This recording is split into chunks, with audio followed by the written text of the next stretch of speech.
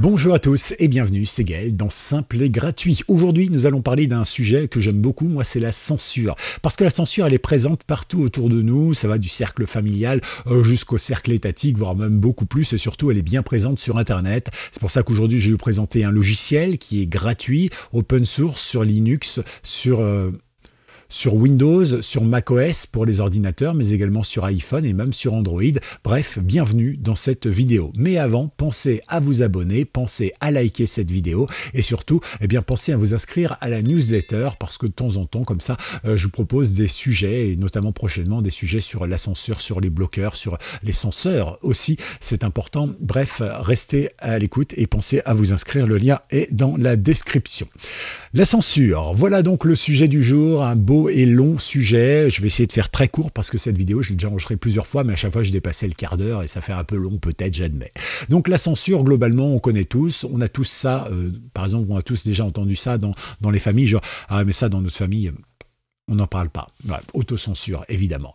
Pareil, de temps en temps, dans les villes. Hein, vous pouvez avoir une censure. Par exemple, vous n'entendrez jamais un Marseillais dire « Ouais, moi, je supporte, je sais pas moi, le PSG, par exemple. » Ou le FC Loudéac. Non, jamais. Hein, c'est tu supportes Marseille. Sinon, il y a censure, mon gars. Et c'est vrai que les pauvres persécutés qui suivent le PSG de temps en temps comme ça, qui ne peuvent exister ou mettre le son de la télé suffisamment fort à Marseille uniquement que quand il y a un match OM-PSG. Et puis de temps en temps, ils enregistrent des bruits genre ouh qu'ils ont trouvé sur Internet pour faire croire aux voisins qui entendent par le mur que finalement ils sont bien des Marseillais et non pas des fans, des suppôts de Parisiens. Bien sûr, je plaisante sur le foot, mais ça vous montre un petit peu que des fois, il y a aussi une pression sociale pour la censure. Et enfin, il y a une dernière chose, c'est la censure, bien sûr, de l'Europe, de l'État, de la France, et il y en a de plus en plus. On l'a vu pendant le Covid notamment, mais on le voit tous les jours, et on le voit ça depuis déjà bien longtemps. Dans certains endroits, par exemple, si on prend la Chine, qui est plutôt neutre là-dessus, moi, quand je faisais mes études, on me disait, voilà, en Chine, tu peux pas aller sur Google et taper Tiananmen. Voilà, ça te donnera aucun résultat, ça n'existe pas.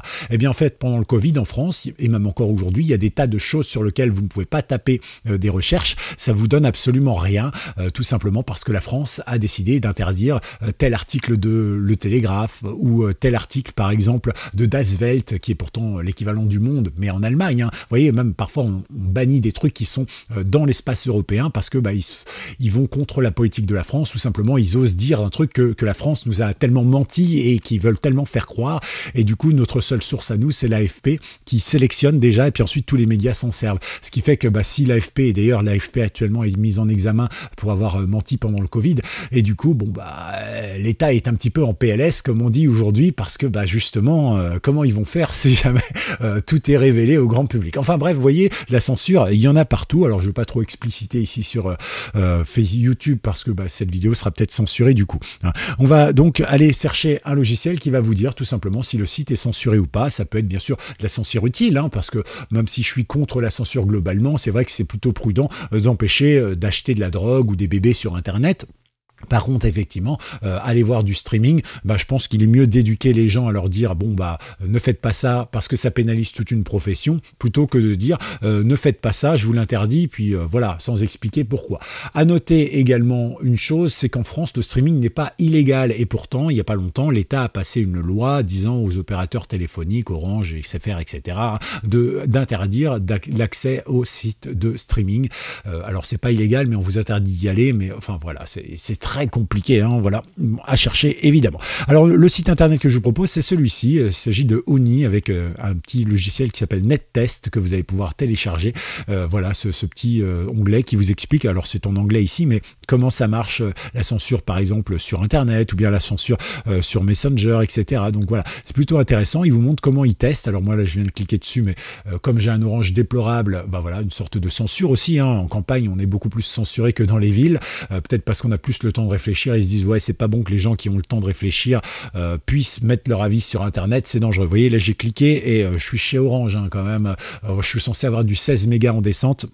J'ai cliqué, et ben je mets toujours, ça tourne toujours au-dessus là, voilà. Bon, bah, je sais pas si on verra le truc, mais en gros, il vous explique protocole par protocole comment il fait. Vous avez peut-être pas besoin de voir. Ah, vous voyez, hop, petite, voilà, et comme quoi il n'y a pas Internet, site inaccessible, etc., etc. Donc on va réactualiser, on va voir si ça fonctionne ou pas. On est pris en flagrant délit de mauvais fonctionnement. Voilà, bon, tant pis, je reviens en arrière.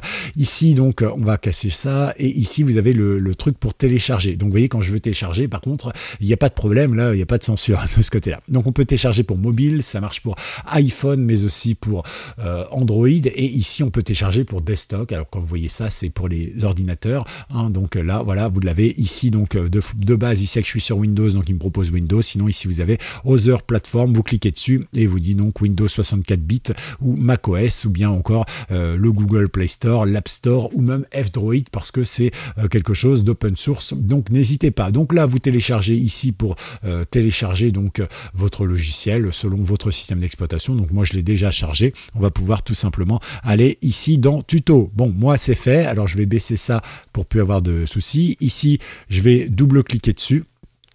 Voilà, on va attendre 2 secondes. Ça va l'installer, c'est assez rapide, hein. Et ensuite, après, vous allez tout simplement pouvoir avoir accès à votre période de test. Et là, vous voyez, c'est en français, hein, donc il n'y a pas de souci là-dessus. Vous avez ici les paramètres, donc vous pouvez sélectionner ce que vous voulez, publier ou pas automatiquement les résultats, si vous souhaitez rester en interne ou pas. Voilà, c'est vous qui choisissez un résultat des tests, tableau de bord. Donc par exemple, on va vérifier un site internet, ok. Donc là, il vous dit l'estimation, c'est 8 mégas, environ 2 minutes, dernier test il y a 6 jours, etc., etc. Donc vous pouvez vérifier. Donc vous pouvez lancer, choisir des sites internet. Donc par exemple, nous on va choisir un site internet. Ici, vous avez l'adresse du site, donc vous mettez l'adresse du site. Alors moi je vais en mettre une, je vais la cacher parce que je sais que forcément sinon ça va pas marcher. Donc ici on va pouvoir faire lancer, hein, hop, voilà, je ne voudrais pas me faire censurer avec quelque chose qui n'existe pas, et on voit que Orange a bloqué cette adresse. Voilà, c'est pas une adresse illégale, hein, c'est une adresse d'un site internet que je connais, qui est basé en Europe, et c'est pas un site complotiste ou quoi que ce soit, c'est vrai, c'est juste un site voilà, de quelqu'un que je connais, hein, vous voyez, et ici on me dit, clac, ça a été bloqué par votre opérateur. Donc on peut regarder ici, on a bien sûr des données, donc voilà, ici on a les informations, donc il nous dit le site internet a été bloqué, blabla, des faux positifs peuvent se produire, évidemment, hein, mais ils disent que, vous voyez, ça, il y a ce qu'on appelle bloqué par une manipulation DNS, c'est-à-dire qu'en réalité, c'est l'opérateur qui, parce que la loi est passée sur, par exemple, les sites de streaming ou sur autre chose, eh bien, l'État a demandé de ne pas pouvoir afficher ceci en France. Alors, grâce à des logiciels comme celui-ci, par exemple, ou bien, par exemple, en utilisant un VPN comme celui-ci, par exemple, vous allez pouvoir accéder au site internet, ça pose aucun problème. Vous êtes obligé de contourner, en fait, ce qu'on appelle les DNS ou la localisation de votre opérateur habituel. Mais voilà, pour vous montrer qu'un site internet simplement basique, hein, qui en plus, là, ici, ne propose absolument rien d'illégal, bien, est parfois censuré juste pour le bon plaisir de notre présidence. Donc il y a une couche européenne de censure, et il y a une couche également française, et puis de chaque pays et tout ça.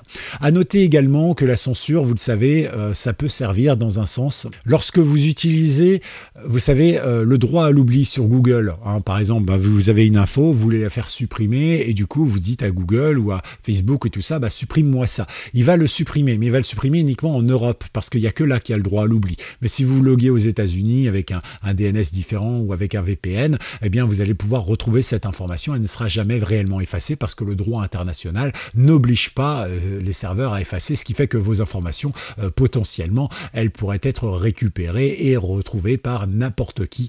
Et donc voilà, la censure, bon, ça a ses limites bien évidemment, mais c'est quand même très dangereux et vaut mieux éviter. Et donc avec ce genre de site, bah, vous pouvez quand même savoir pas mal de choses. C'est plutôt pratique pour voir les contournements, pour tester des outils de contournement de la censure, pour tester les performances, pour tester les boîtiers intermédiaires. Voilà, si vous avez des boîtiers intermédiaires dans vos réseaux, ça peut être, je sais pas moi, un truc qui va propager Internet ou tout simplement vous faire passer automatiquement avec une autre adresse IP. Enfin voilà, ça peut être plein d'outils comme ça. Je vais pas rentrer dans les détails. Vous pouvez aussi gérer les messagerie instantanée. Bref, vous voyez, il y a pas mal de choses. Je vous laisse découvrir cela, c'est en français, c'est très simple. Alors faites-vous plaisir et pensez évidemment à liker cette vidéo, à vous abonner et à mettre hashtag ONI, A-O-O-N-I, OONI, voilà, pour tout simplement me dire que vous avez été jusqu'au bout de ces commentaires. Pensez également à vous abonner à la newsletter qui se retrouve directement bien, dans la description. Vous avez un petit lien pour vous abonner, vous lâchez votre adresse mail tout simplement. À tout bientôt, c'était Gaël et très heureux de vous avoir passé ces quelques minutes en votre compagnie. Ciao.